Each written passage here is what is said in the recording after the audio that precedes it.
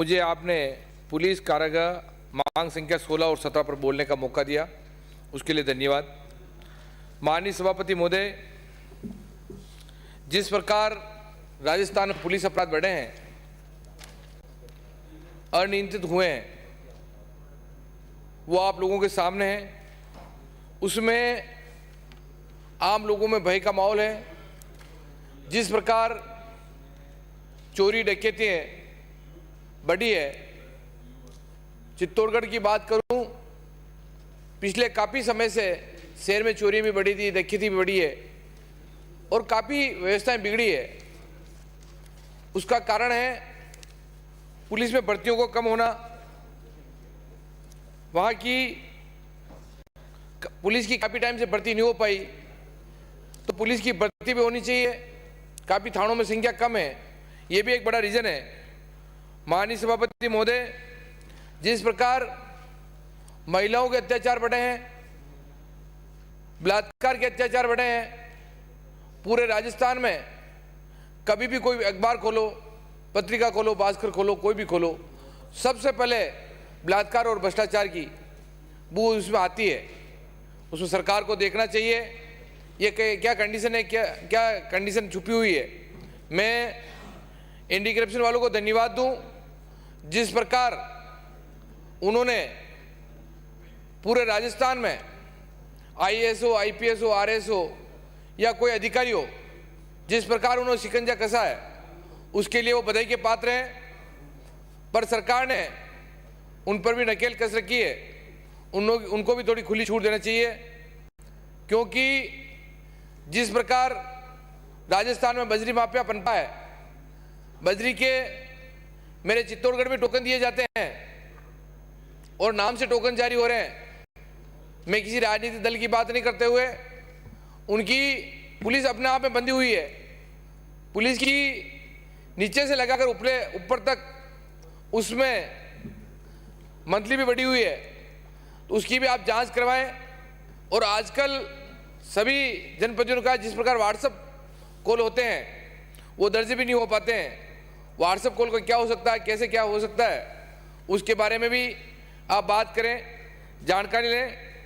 माननीय सभापति महोदय, जिस प्रकार भूमाफियों ने पूरे राजस्थान में पैर पसारे हैं, मेरे वहाँ भी चित्तौड़गढ़ में भूमाफियों का बहुत बड़ा संकट बड़ा है।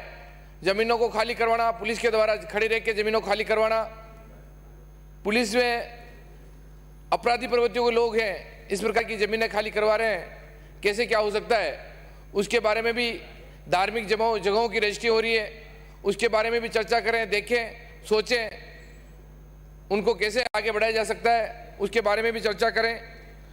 माननीय सभापति महोदय, जिस प्रकार पुलिस तस्करी की बात करें, हमारे वहाँ नारकोटिक्स विभाग हो या एनडीपीएस का मामला हो, काफ़ी एनडीपीएस के मामले पिछले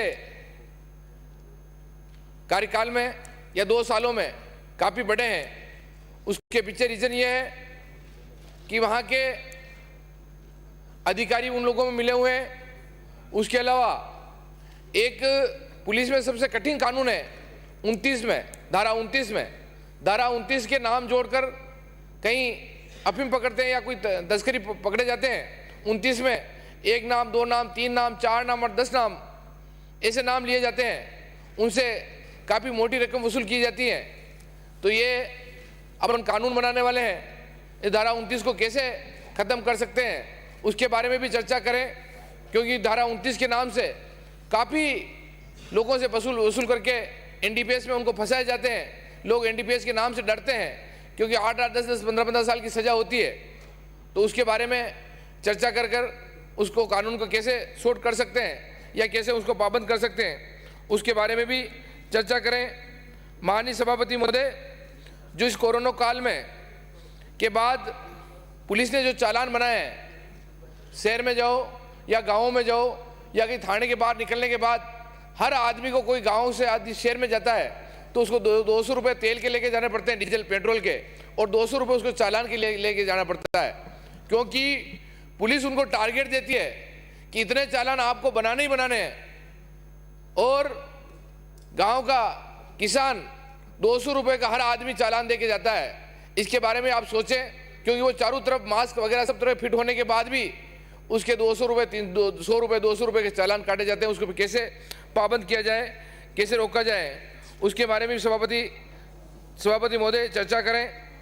एक सबसे बड़ी घटना है माननीय सभापति महोदय, ये ब्याजखोरों की, रसूखोरों की हो रही है, क्योंकि चित्तौड़गढ़ शहर में ऐसे काफ़ी कांड हुए हैं कि 10%, 15%, 50% ब्याज के पैसे लिए जाते हैं और थाने में भी जाते हैं, उनकी सुनवाई नहीं हो पाती है। एट लास्ट उनको या तो फांसी में लटक जाते हैं या उनको पूरे परिवार को पॉइजन खाना पड़ता है। इस बारे में भी आप लोग चर्चा करें, कैसे घूसखोरों के, रसूखदारों के खिलाफ या ब्याजखोरों के खिलाफ क्या कर सकते हैं, उसके बारे में भी माननीय सभापति महोदय चर्चा करें। एक पुलिस थानों में एफएसएल रिपोर्ट के लिए 3-3, 4-4 महीने में, 5 महीने में, 6 महीने में, 12 महीने में एफएसएल रिपोर्ट आती है किसी भी क्राइम के लिए, तो उसमें समय बीतने के बाद उसकी केस की रफा दफा हो जाता है। तो ऐसी व्यवस्था करें तो एफएसएल रिपोर्ट भी जल्दी आ जाए। माननीय सभापति महोदय, पुलिस के प्रति आज आम तस्करों के पास सफारी, इनोवा ऐसी गाड़ियां हैं, तो राजस्थान में भी जीप या आप इन गाड़ियों, छोटी गाड़ियों की वजह से आप उन अपराधी प्रवृत्ति के लोगों के लिए, तस्करों के लिए वो गाड़ियाँ सही नहीं है। आधुनिक हथियार भी उनको उपलब्ध करवाएं और गाड़ियाँ भी उनको ऐसी लग्जरी करवाएं कि वो तस्करों से कंपटीशन कर सके, तस्करों को पकड़ सके। इस प्रकार की आप चर्चा करें, ऐसी आप करें। माननीय सभापति महोदय, मैं होमगार्डों की बात करूं, होमगार्डों को 12 माह ड्यूटी दी जाए, उनका पालन पोषण कैसे कर सकें इसके बारे में सोचें। राजस्थान द्वारा जारी L1, L5 तक रिक्त पदों पर होमगार्ड जवानों को लगाया जाए। माननीय सभापति महोदय, राजस्थान होमगार्ड जवानों की सेवा अवधि 55 से बढ़ाकर 7 वर्ष की जाए। माननीय सभापति महोदय, राजस्थान होमगार्ड जवानों के अन्य राज्यों की भांति बेल्ट भर्तियाँ 50% आरक्षण किया जाए।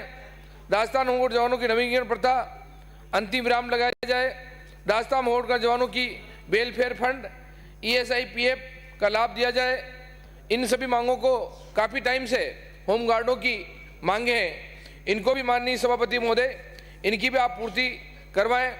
माननीय सभापति महोदय, राजस्थान में अध्यक्ष महोदय, माननीय सभापति महोदय, अध्यक्ष महोदय, जिस प्रकार राजस्थान में भ्रष्टाचार की स्थिति बढ़ी है, उसमें लगाम कैसे लगाया जा सकता है, क्योंकि एंटी करप्शन अच्छा काम तो कर ही रही है, पर उनको नियंत्रण में कैसे किया जा सकते हैं उसके बारे में भी चर्चा करें। जिस प्रकार नगर पालिकाओं और UIT में भ्रष्टाचार हो रहा है उसके बारे में चर्चा करें। भूमाफियाओं के प्रति चर्चा करें। जिस प्रकार जिला परिषद और पंचायत राज में भ्रष्टाचार हो रहे हैं उसके बारे में भी माननीय सभापति महोदय चर्चा करें।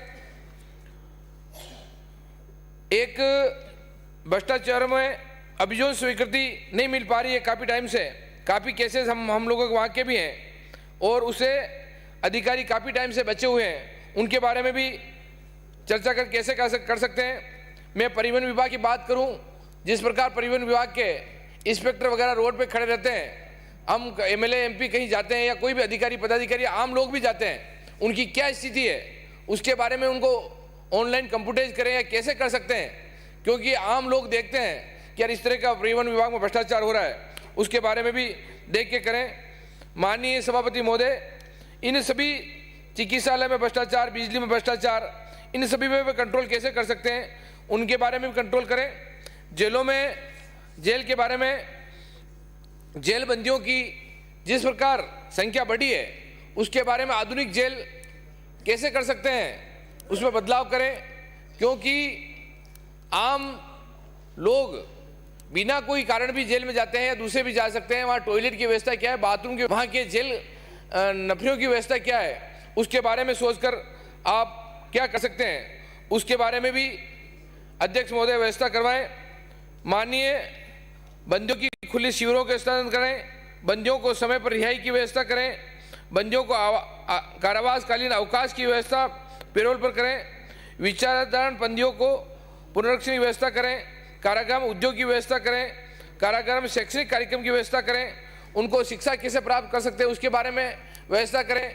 और मैं तो चित्तौड़गढ़ की बात करूं, चित्तौड़गढ़ में भी भ्रष्टाचार चरम सीमा पर है, पर वहाँ अभी हमारे एसपी साहब दीपक जी भार्गव लगे हैं, उसके बाद थोड़ा उनको मैं धन्यवाद दूं, उसके बाद काफ़ी कंट्रोल हुआ है, काफ़ी स्थिति अच्छी हुई है, वरना पूरे चित्तौड़गढ़ में काफ़ी भ्रष्टाचार की व्यवस्था बिगड़ी है। इन भ्रष्टाचार पे भी आप लगाम कैसे लगाएं, जो पुलिस की कानून व्यवस्था है इनकी नफरी की व्यवस्था करवाएं और आल और व्यवस्था करते हुए मेरे को आप मांग संख्या 16 और 17 पर बोलने का मौका दिया, उसके लिए धन्यवाद। जय हिंद, जय भारत।